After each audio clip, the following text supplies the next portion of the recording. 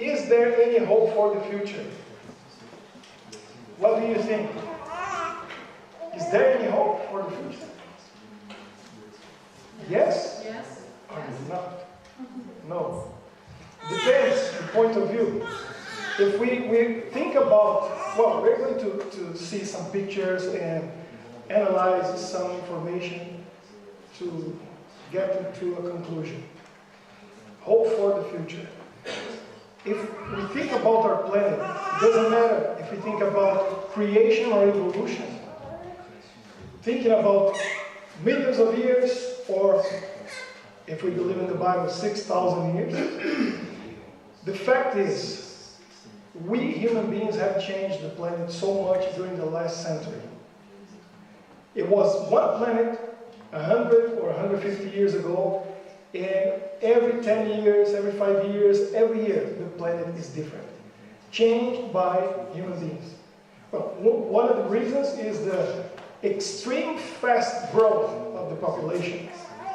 We have, for quite some time, 1 billion people on the planet, then 2 billion, and down from the 60s to up to today, we got extra billion, 3 billion, 4, 5, 6, and now 7. And if things continue the way it is, by 2040, 9 billion. That's a lot. And the way people are living today is very different from the way people used to live in the past. And that affects the planet. Is there a future for this planet? Well, we're going to see some information here. Let's start our presentation to think about some of these facts. Well, I like this image because it makes me think about subjects like this, or a week like the one we had. I was there almost every day. Only Monday I wasn't there, but I watched the presentation. I learned a lot. The more you learn, the more aware you are of life, the situation. You have more information. In the way I see it, you grow. And you step up to the next level. But one thing happens when we have more knowledge. Of course, we're more responsible for the knowledge we have. And then you can see things from a higher ground because you understand better things. Imagine someone, many of us, or maybe I almost could say all of us, came from another country, another culture. Think about people who never left your country, who never left the city where you were born. Some people never left the street where they live because they were born there, they lived there their whole lives, and they end their lives there. So their understanding of life is very limited. They didn't grow much. But when you move, you go to another place, you get some information, some other things, you grow. And then you are on a higher ground, and you see things from a different point of view, right? But one thing happens, the more knowledge you have, what happens in a pyramid like this? The higher you go, the less people you find in the same level. So, knowledge makes us a little lonely. We become more and more lonely because there will be fewer people to relate, to talk to, who understands you, who understands what you know. So this week, I hope made you go a few steps higher, but there is some consequence to that. And some of them are not good. You will find yourself with a smaller group of people who understand things the way you do. But it's good. Next. So we must have an open mind. This week I learned this. I saw the presentations, the ideas.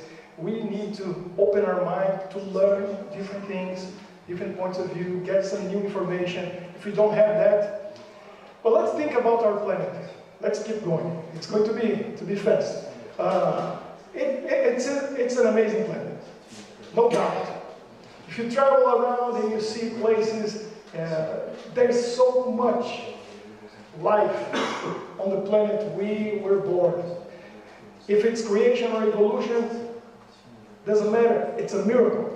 It's a miracle. That's what I was talking Thursday night. Let's keep going.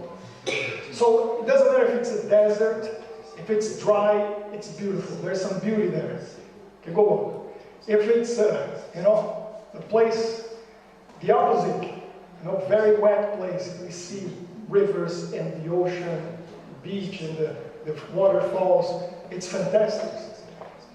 And if it's a hot place, or, okay, go on, a very cold place, we have all the extremes. It's an amazing planet. But what has happened to the planet? Go on, go on. What, it's changing. Things are changing, especially during the last 100 years. And I suspected that. But last night I was so happy that I understood better in how to explain this whole concept of climate change.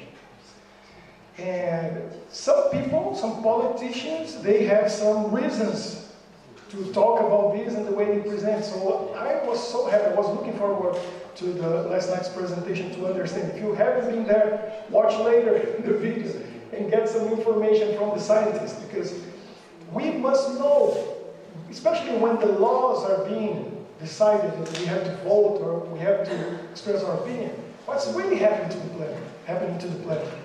So it's really important. But nature is beautiful, it's fantastic. The ecosystem, the environment, we can go on. And the animals in their natural habitat, it's just fantastic. But then human beings came to change the environment, and that's what we do.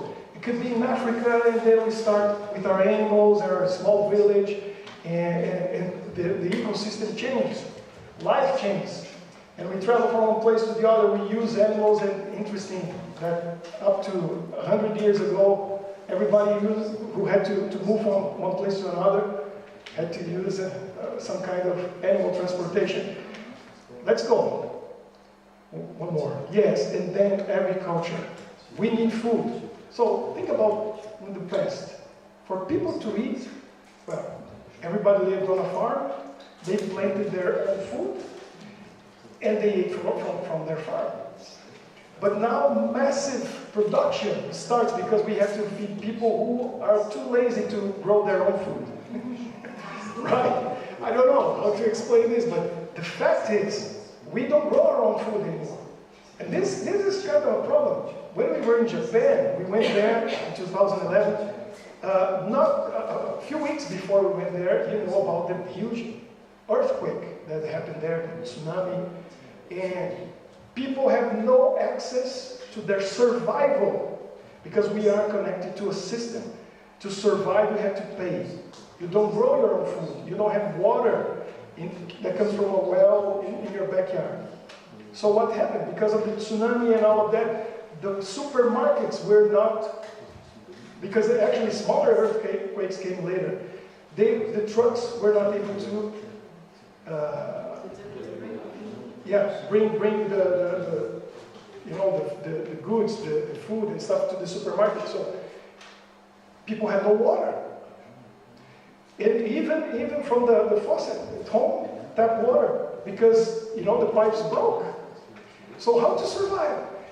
We live in a different world. The last century changed the way we live. And people change geography trying to produce more food and to feed more people. So some countries, Bangladesh, India, and the whole Asia, I saw something so funny from an Indian guy. Where's my favorite Indian guy? Yeah. So he went to a Western wedding, and he was with his son, and he said, "Son, I told you, these people are crazy. Look what they do at the end. They throw rice."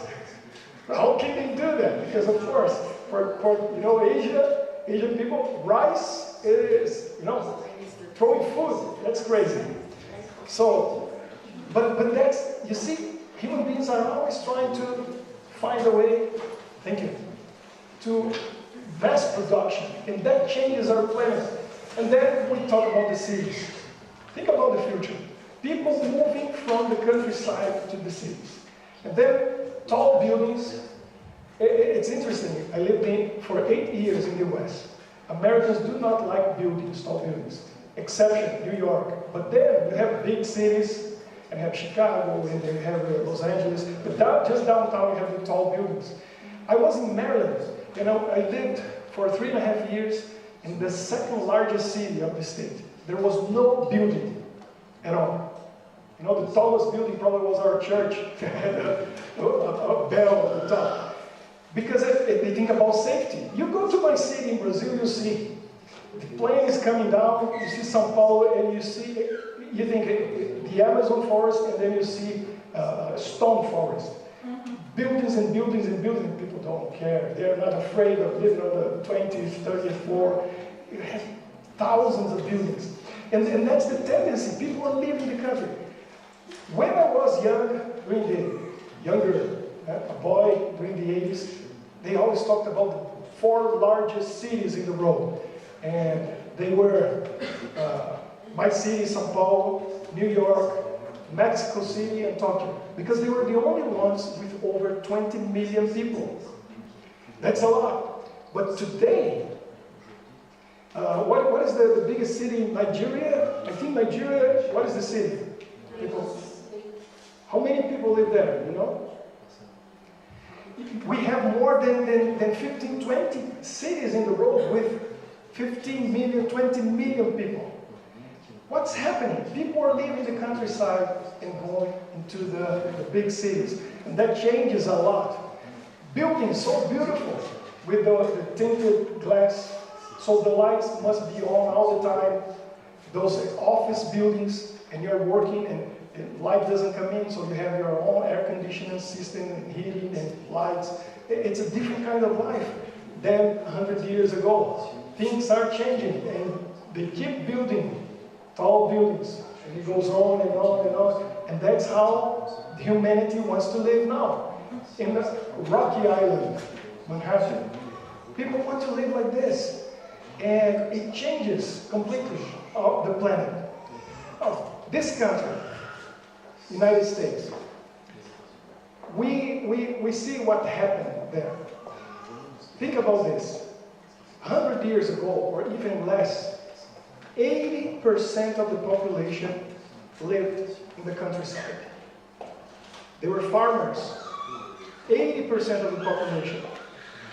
Over 300 million people live in the US. You know how many farmers? 3 million. So, easy math. What is the percentage? 300 million population. 3 million? 1%. So, it was 80% of the population living on a farm. And today, thanks to technology and machines, 1% of the population live on the countryside. And with the machines, they feed the rest. And what happens? With 1 liter of petroleum, it could be diesel, gasoline, or whatever they use for the machines, it substitutes 100 workers. So 1 liter. So no more jobs. Find your job in the city. Everything is changing. The planet is changing. And now this lifestyle has some consequence. Because now I'm going to use your country again as an example. The experts, they say that our planet can feed and it could give a good life to only 2 billion people if everybody lived like the Americans do. So if you adopt the American lifestyle, the planet can only cope with 2 billion. But if we're all Indians and we live like the Indian people do, the planet could hold 16 billion people. That's just the lifestyle. Think about this. What's happening to the planet because of the developed countries? And this is our situation right now. So, now, water. Some people say that water is the gold of the future because it's going to be so rare and expensive. Because we are depleting the water reservoirs we have, the clear water, drinkable water. 70% of this water goes into agriculture. 70%. For what? We are producing a lot of crops, and then we have other problems because we plant only one kind of culture, and then, you know, have insects, and then we know what happened. We need more petroleum-based, how we call it?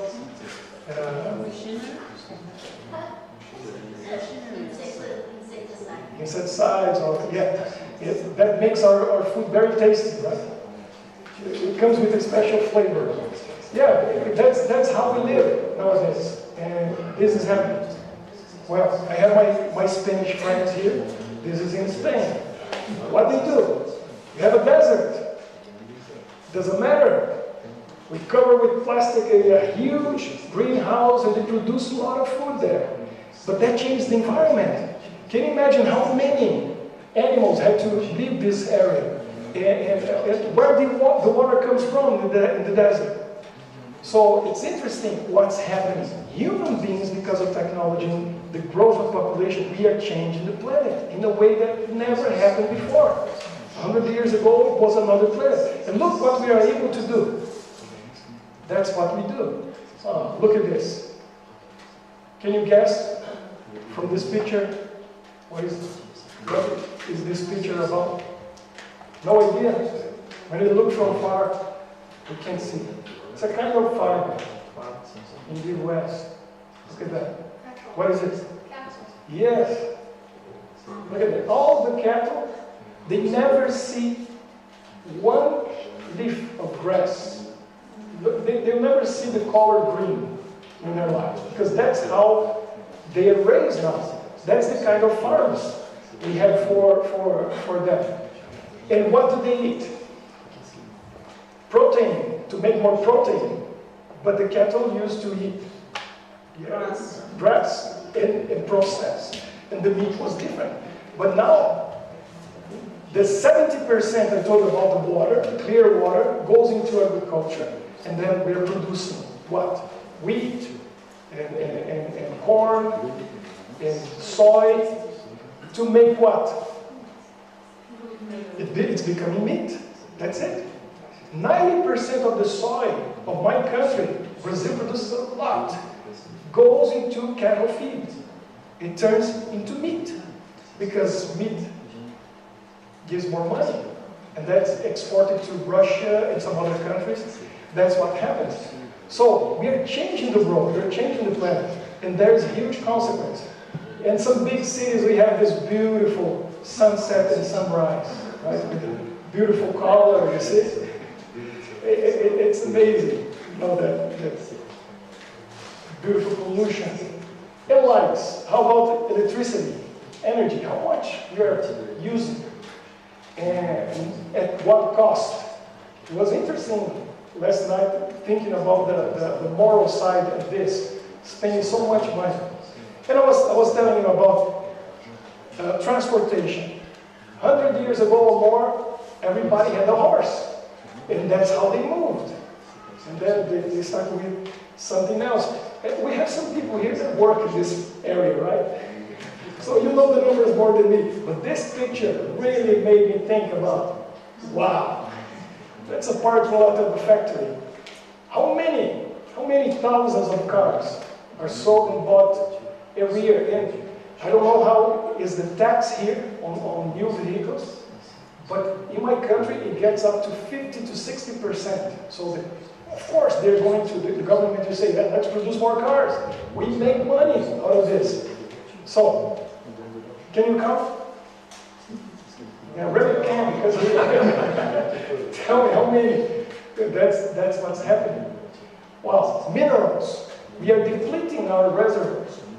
When I was in the desert work for a while with the kitchen countertops, 80% of the granite of the world comes from Brazil. So there was a Brazilian company, and we installed beautiful, beautiful stone in the kitchens. But I was thinking, they're so beautiful, but one day, this is going to be gone, because there's no way. And of course, we have some fake stone now. Do you have at home who has a kitchen with some kind of fake stone? Yeah, it's the way of the future, because one day this is going to end. How about transportation of goods? This is amazing. Check at home. I challenge you, go into your living room and check everything and see the label, where it comes from. you have the whole world in your living room. Made in Taiwan, made in China, made in Bangladesh, made in India, and so on. And it doesn't matter. The products are, the brand is American, but it comes from somewhere else, right? And that's how it is. I was checking the clothes of my son. My baby got presents from a lot of people. And so every time there is a new clothes I'm putting on him, then I check the label, it comes from somewhere else. And there's a cost for this. A lot, you know how many ships are right now going from one continent to the other, transporting things. That changes our planet, that changes our future, the way we live. But there is no, for human beings, there are no limitations, right? No limitations. We want to do something, we do. And it could be the desert. It could be a place with no water, no way to live, but everybody goes there. Everybody wants to be in the miracle city. 83% of the population of Dubai comes from different countries. That's the number one city in the world, cosmopolitan city of the world. So, over 80% of the population comes from another country. Do you know which one in the world is the number 2? City, cosmopolitan city, that means people are not from that place. Where? Brussels. Brussels, yes. Brussels is the number 2, we're just behind Dubai. 63% of the population of Brussels are not Belgian. They come from other countries, other places. So, we are at home, right? You're not Belgian, you're here, yeah, that's the right place, the second city in the world. And that's how it is. But we can do whatever. Look, desert, there's nothing. And they find a way to remove salt from the water, because that's the best way they can have clear water there. Building those nice tall buildings with a lot of electricity, and people are inside with their air conditioning, because I think the winter there must be very hot, right? So that's how it is. We are changing the planet. What is the future? So this, when I saw this, I thought, wow, what we are doing to the planet. The oceans are being depleted. 70% of the fish have been extincted or are going to be extincted because of excess fishing. In Japan, they don't like much fish, right? So they have got so much what is the name of it? They like very much ton. Yeah, the tonfish. Tuna, ton. Yeah, they got so much. They don't have enough anymore. So the laws already allow in the cans for 10% of shark meat mixed, because there is not enough. They have done that so much. So I saw this, it's amazing. They have those ships and they go to the ocean with a lot of people. It's a factory. So they get that huge net that doesn't choose what kind of fish, so they get smaller fish and they kill it, it would grow. And so that's why there's no more procreation. It's killing the future generations. But they get so much and they put that into the ship. And under the ship, people are already working in the factory. They clean it and they box it and they freeze. When the ship came back, tons of fish are ready for consumption because the boxes are already frozen and the fish is there. So years ago, with a few people fishing, that was okay. The Lake of Galilee, yeah, Jesus' disciples with their little boat, they were there fishing fine. But what they are doing now, it's destroying the planet, destroying completely nature, animals. This is another thing. It happens in the Middle East, Spain, some other countries where they have deserts. So we need food. Let's plant something. And this is what they do. But where do they get water for this? The water comes from the underground. They call fossil water. Because there's some water down there. But this water will never be replaced. So once they get the fossil water, what happens? You see the dry ones? A lot of money was spent to have the machinery, electricity, and pumps to get the water. But once the water is gone, it's gone. Because it doesn't rain. There are no rivers. That water will not be replaced. So what is the future? of a planet that we deplete with the things that we have. That's what's happening. So we have small cities, communities like this, and we see what happens to some rivers in the world. In less than 2 months, I'm going back to Israel, again with a group. And the Dead Sea, if you've been there, if you know about it, you know that the Dead Sea every year is getting lower and lower and lower. Why? Because the water of the Jordan River doesn't feed the Dead Sea anymore. On the way, everybody wants to take a little for their, agriculture, plantation, for everything, and so there's not enough water. We see this happening. How hard it is to get clear water. This is happening. Some rich countries, doesn't matter if it's in the middle of the desert, they have green areas. Guess what is this is here? What is this place? It's a golf course. Of course, it's priority. We must have green grass, a lot of water coming from where? Well, what city is this? Middle West, US desert, rich city. Yes, Las Vegas. It's in the desert. They need water. There's no water. But you see how much green? At what cost? The Colorado River that comes by used to go all the way from Colorado, crossing Arizona and Nevada and California, and gets to the ocean. There's almost no water getting to the ocean anymore. Why? Because they have to use it all the way to keep the rich people with that green lawn. There is a cost for this. We're changing the planet. We're changing the world. Now, this is really sad. And I get so upset because when I was in the West, the Americans came to me, "Oh, you're from Brazil." Just met the guy. "You're from Brazil. You are destroying my planet." I said, "What?" "Yeah, you're destroying the Amazon forest." I said, No, you're misinformed. You Americans, with your big companies, are going there and destroying my country. I should punch you, not you being mad at me. Yeah, that's what they do. So this is a satellite picture of the Amazon forest over a few years. And look at this. That little area, look at that. What's happening? The forest is gone.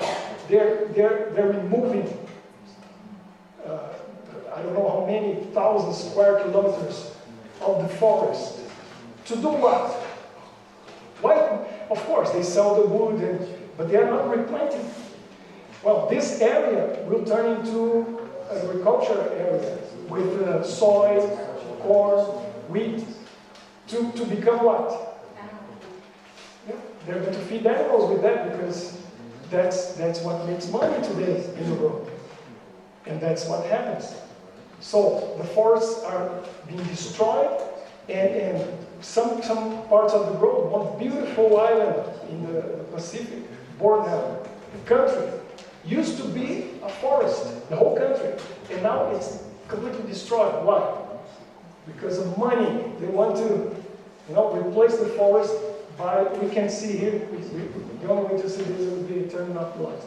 It's a palm, and they have palm factories for palm oil.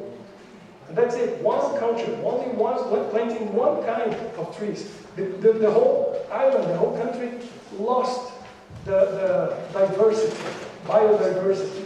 The ecosystem was destroyed. Everything is gone. So we are capable of destroying the planet. And that was not possible 100 years ago, but now with technology and the way human beings live, we destroy the planet. And now, because of the mistakes we have made in the past, we come up with new solutions. Okay, we need clean energy. And that's the new vibe. This is the desert in California. So, there is life in the desert. I've been to a desert in Arizona, to the museum, and I saw how many birds and animals live in the desert. It's amazing. It was so hot, and it was not even the summer. It was May, and we had a bottle of water, and they told us, you have to drink all the time your water, because the evaporation here, the humidity in that area was negative. That means there's no humidity at all. And the little bit there is, it evaporates. So if you are 10 minutes without drinking water, you take a huge and serious risk of dying. So dry it is. But there are animals living there. And only to build this, look, this huge area, so many animals had to be removed from this. And to produce what? Little bit of electricity, energy, to be used to replace some other. So we know what's behind this. Some people who produce those solar panels, they're becoming millionaires or billionaires. Of course, there's some making money behind this. It's not by chance that this movie just came not too long ago, shows California in 2049. Blade Runner.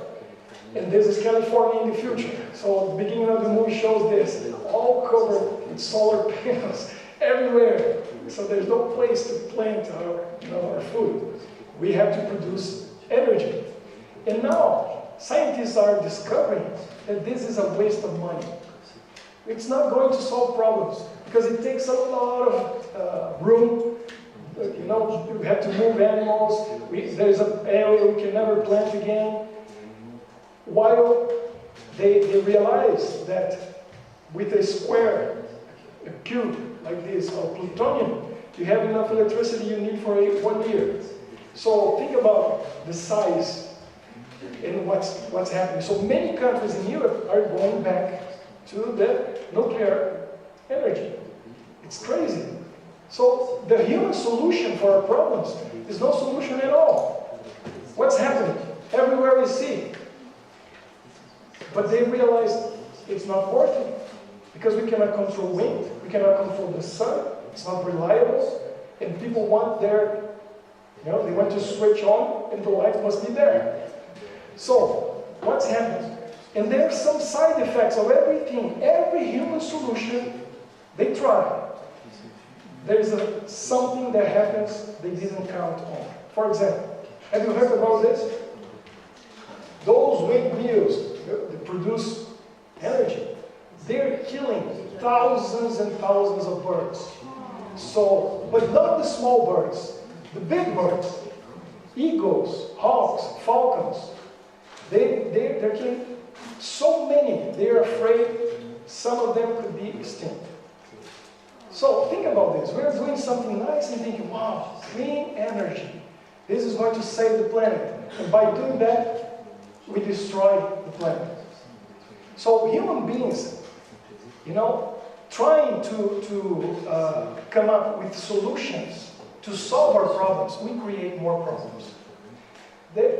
So from the human point of view, the question, what was the question for today? Is there any hope for the future? From the human point of view, I see no hope. There is no hope. The planet is condemned. It's going to be destroyed.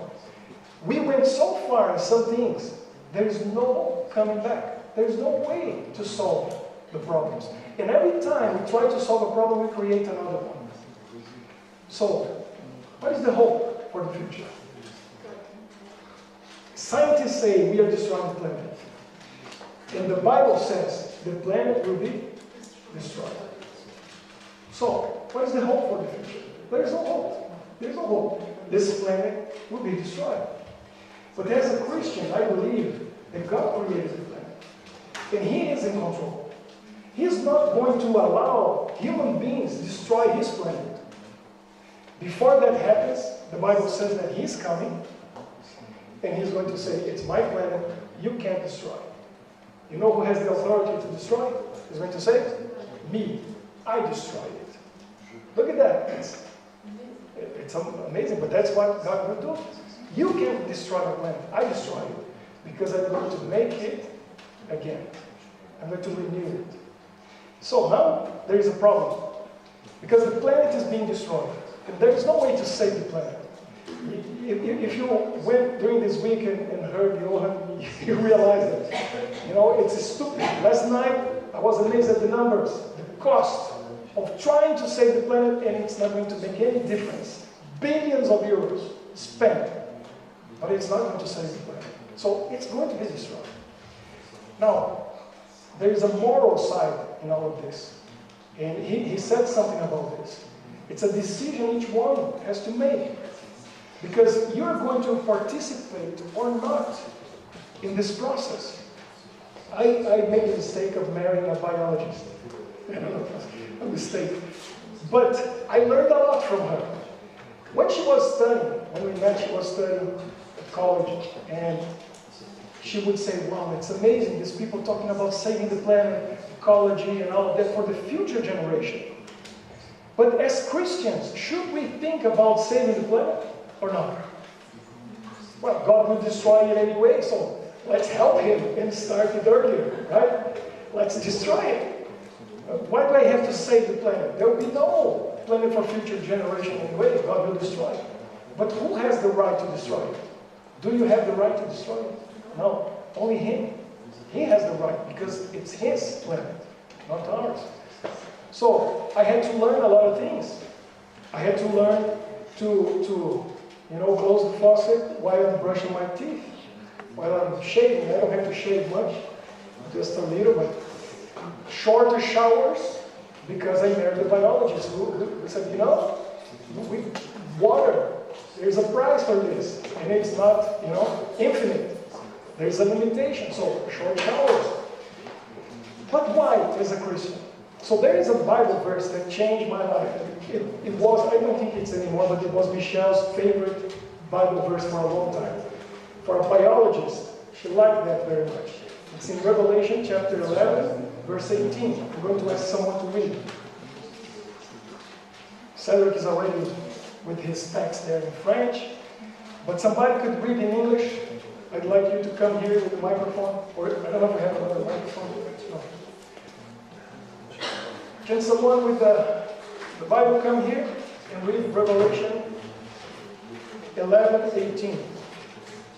Please come here, because I want to make sure you're reading correctly. She's too shy. Oh, Spanish. Okay, you're reading Spanish. There are many who speak Spanish here. Okay.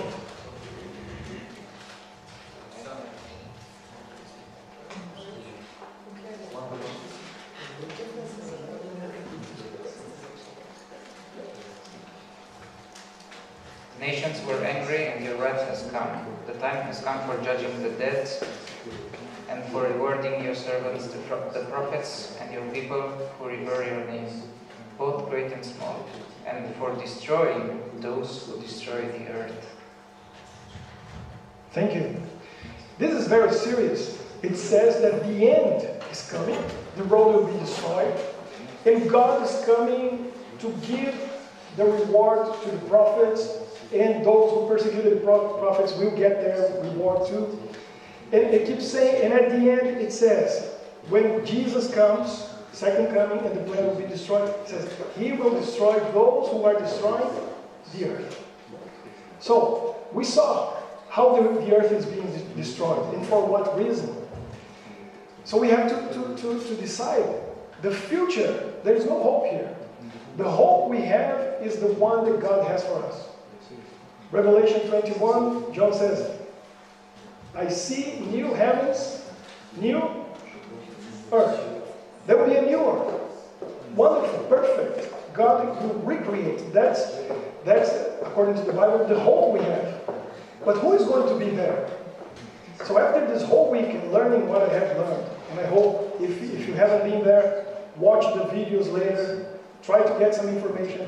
And when we have the information, that pyramid we saw, you have responsibility now because you're on a higher ground and you see things better, you understand better because you got the information. And now we know the planet will be destroyed, but the Bible says Jesus is coming and He will destroy those who destroy the earth. I cannot be part of this. If I'm helping to destroy the earth, that's what the Bible says. He comes to destroy those who destroy the earth. So now at home, Michelle doesn't have to tell me, shorten the shower or turn off the faucet, turn off the light. I have to be responsible with this planet because I don't want to be part of the destruction of the planet because I don't want to be destroyed. Besides that, God is looking for people to bring to the new creation, to the new planet He's created. So who do you think He's going to invite for the new planet? Those who are destroyed? This class of people, they are outside of His, His book. Their names are not there. He's looking for those who are keeping this planet, who are really nice to the environment, who are kind of ecologists, who are saving the planet, not for the future generation, but because it's not mine. It belongs to Him. And because I respect Him, I respect everything that belongs to Him. So I take care of the planet, and I am the perfect candidate for the new planet. So what's the future? There's future for this planet. We have to think about solutions. Well, I take care of the planet. I'm not going to be part of those who destroy the planet. If I think about my habits, my life, and everything I do, I think about this because being a Christian creationist, believing in the Bible, it's much more than just believing. It's a lifestyle change. If I go to the market, the supermarket, and I buy my 1 kilo of meat, I'm financing the destruction of the planet. So we have a health message. And we have many reasons to understand that we should change our feeding habits, our lifestyle. But to me, this is much more important than my health or some other issues. I'm financing the destruction of the planet. Think about this. They say only in the West, the American population, out of 10 days, if one day, that means 10%, they stop eating meat, there would be enough crops to feed the 800 million people who are hungry on the planet. Think about this. It's a moral issue. But no, because I want my meat, I don't care about the 800 million people who are dying hungry. So, it's a moral issue. We think about the future. We know what's going to happen. Prophecy says it's the end of the planet. One way or another. Either human beings are going to destroy the planet, and then we see nice sci-fi movies, moving to Mars or the moon, because they know there's no future here. It's going to come to an end. Or, as the Bible says, God is coming to destroy the planet. But what's your position in all of this? What is your future? What's your way of life, your lifestyle, your actions? That's going to define in what group you'll be. I want to be part of the group who is going to be invited for the new heavens and new earth. And for that, I have to prove that I'm ready now, the way we live. So lifestyle is something really important when you think about the future. Your beliefs are really important. And they are so strong that you are willing to change everything you learn from your parents, your culture. In my country, this is normal. That's how we do things. Yeah. But look, how much the world has changed during the last 100 years. Things are not the way they used to be. Everything is different. It's changing. And we are responsible for the information we have. So educated people are more responsible. And you are educated. And I hope during this week, and especially today, you understood a little more what's happening to the country, so the whole world. So, what's your decision? How are you going to behave? The future, we know, but you decide how you live now. And the way you live is going to define your future. But it doesn't mean that, by doing everything right, it's guaranteed I'll be there. It's much more than that. Doing things according to the Bible, out of only rational side, it's not enough. It must come from here too. Because according to the Bible, we have a loving God who wants to have a loving relationship with us. And by doing that, we are transformed. We are changed with this loving relationship with Him. So we become responsible and able to live accordingly to this information that we have. That's why, knowing rules and following the rules, God doesn't care about that. He wants to know the reason why we're doing that. And what is the reason why we do the things we do. So knowledge is good, understanding this, is good, and deciding to do the right thing is good. But doing this just out of, yeah, it's the right thing. No, God wants our feelings, our love. He wants us to have our respect towards Him and understand, oh, I see why you have this law, this rule. And I'm going to do this not just because I understand, but because I feel the connection we have in our relationship. And I respect you in this loving relationship. I'll do the right thing. So, I hope that you have learned something, maybe something you already knew, but this is important for us to decide, to make a decision. And I'd like to invite you to make a rational decision. And think about all of this and decide your position. One side or the other. There is really a love of God? Yes. So, what is my answer to that? And how it's going to affect my lifestyle. And everything I do from now to this road is no more. Because one day or another, that's the future. Destruction of the planet. So that's why I think there are so many movies, End of Days, and what is it? There's a piece of stone coming from the sky to destroy the planet, Armageddon. So many movies talking about the destruction of the planet. Because back, deep inside, we know this is the future, destruction of the planet. You don't have to be destroyed. You neither. So I made my decision. But you have to decide. So my appeal to you today is be rational, be intelligent, but also let your feelings be involved in the situation, but the right way. And God will lead you and help you to make the changes necessary to be part of His kingdom, because this world has no future, but He has a future for us. Study the Bible. If you are willing to go deeper into this, we can have a group of study. And I offer myself to help you go deeper. Some people are already doing this. And I have some meetings during the week, and we study and learn more, because growing and understanding help us to have a better life here and a real future when this planet will be no more. I hope God bless you, and you are going to have a wonderful future with Him.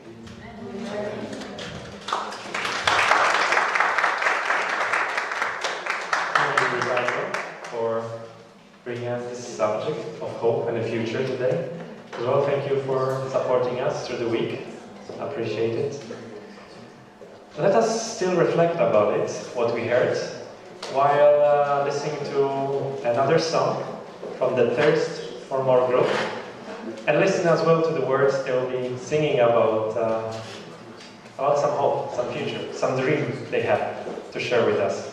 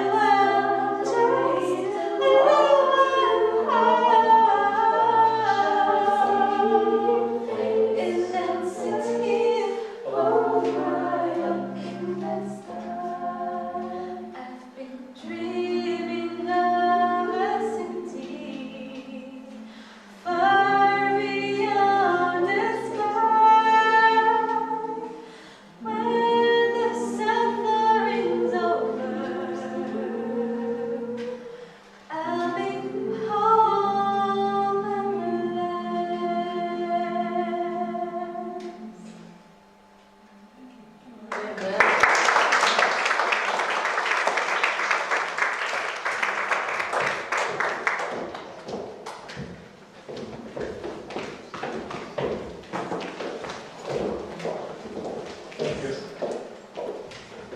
I will wait for translator. You have multi-functions. So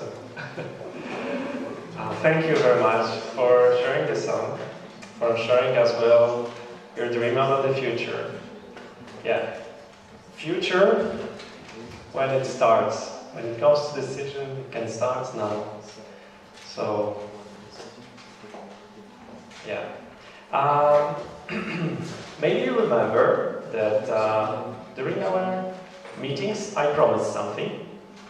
That for those of you who attended our meetings regularly, we will have some gifts. And I even tell you before what would be the prize. I got the names from our registration team, and I would like to now read the name. It's Jacques Smet. I think I have the only things.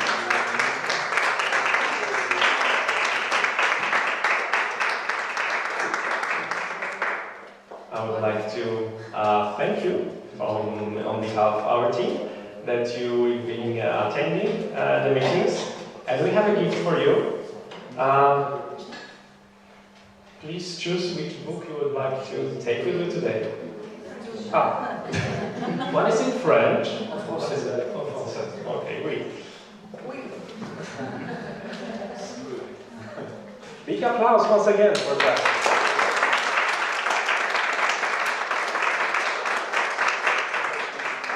It's a good book, interesting one. I hope you'll find as well it very interesting. Just looking at the register today, is it correct, one person? Okay. But we have as well, let's say, a reward of kind of recognition for those who were as well attending quite regularly. I have two names. It's Mateja and Nelson. Are you today with us? Oh yeah, you are. So, there are some books there on the right side. So please feel free, while we will be having the time together with the small snacks, just choose the book you like and take with you.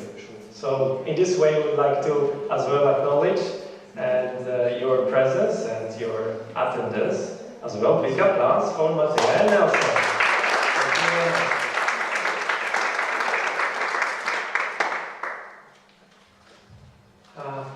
Yeah, so the whole week, 7 meetings is over. As I said, we will stay in touch with you on the Facebook, via email, with all information. And I would like to wish you all the best, and may to express the God's blessing. I have a desire of having a prayer at the end. Would you like to join me? And then we will have some together fellowship, small food. Can I invite you for a prayer? Thank you.